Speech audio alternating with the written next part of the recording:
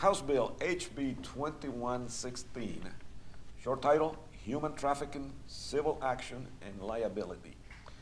This bill was introduced by Representative Bolick, and it has to do, incidentally, it passed the House Criminal Justice Reform last week, I believe it was, and it was unanimous. So I like this bill. It passed unanimously, so even the Democrats are in favor of it. So I really, really like it, and it has to do with some of the rights about civil action by people who have been wronged. And Archie, you have done a lot of work in this area, so I think you have a lot to say about that. And so this is your time to say it. Good. This is one of the best bills to come down the pike in a long time. Yeah. Basically what this bill provides, that any individual, whether personally or through an organization that is involved in human trafficking, and we know that there's a lot of that's going on in the United States, that those individuals can be sued by the person who has been trafficked for civil and exemplary damages, for compensatory and exemplary damages. And the fact that the person who has been guilty of the human trafficking has not been convicted of a crime is not a defense to the civil case by the person who has been trafficked, and they can sue and recover damages.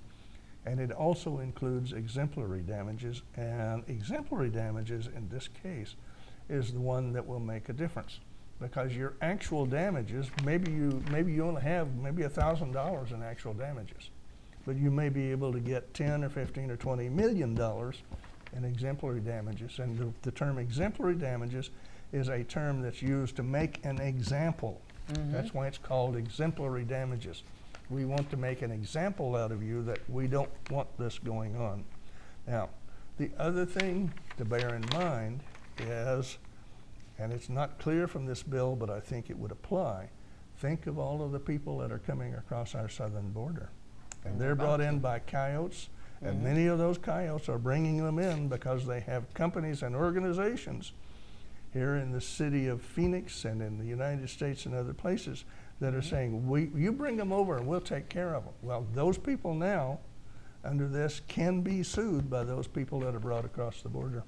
It's a good bill. Okay. It may cut down an awful lot. If we have a few lawsuits, it'll probably cut down an awful lot on the number of people that are encouraging the coyotes to bring people across our southern border, or across any border. It doesn't make any difference. Well, how would it affect the coyotes to bring them over from Mexico? Or can we go after them? If they're U.S. citizens or they come into the United States and you find them, you can nail them.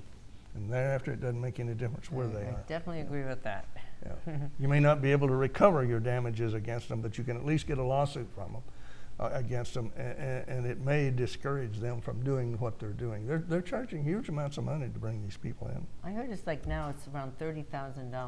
Wouldn't depending on surprise me. how the farther south they're coming from, the more it is. But there's no way that they're going to get a job that's going to be able to pay for that. I suspect if you look into it, you're going to find that there are organizations in this city that encourages those people to be brought across the border.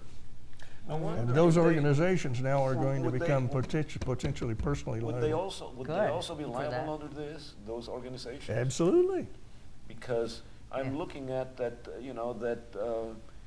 whatever monies these coyotes get may be hidden someplace. I mean, it's cash or whatever, so they may say, well, I'm broke, I don't have any money. Okay. But the organization that's encouraging this, if they're liable, it will be more difficult for them to hide the money. Here's the thing for you to bear in mind.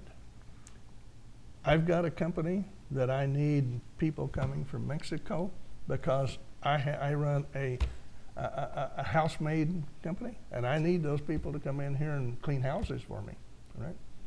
I'm benefiting from them being brought across the border, and in my opinion, that's covered by this.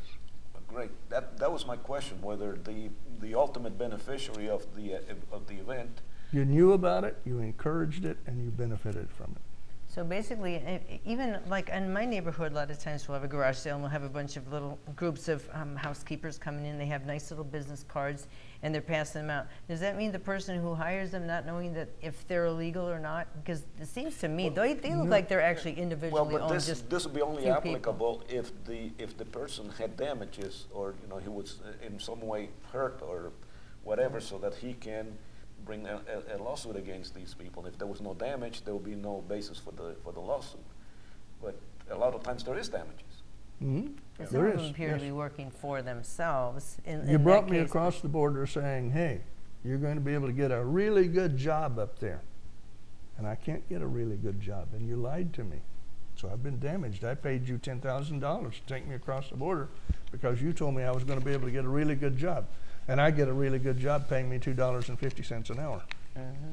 That's not a really good job.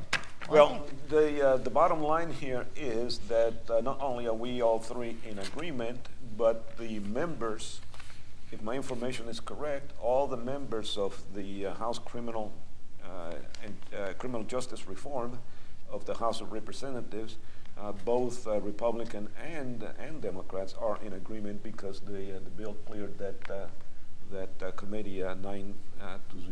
It's a very good bill. Yeah, good bill. It's a great deterrent, and that's sometimes all it takes. It's a good deterrent.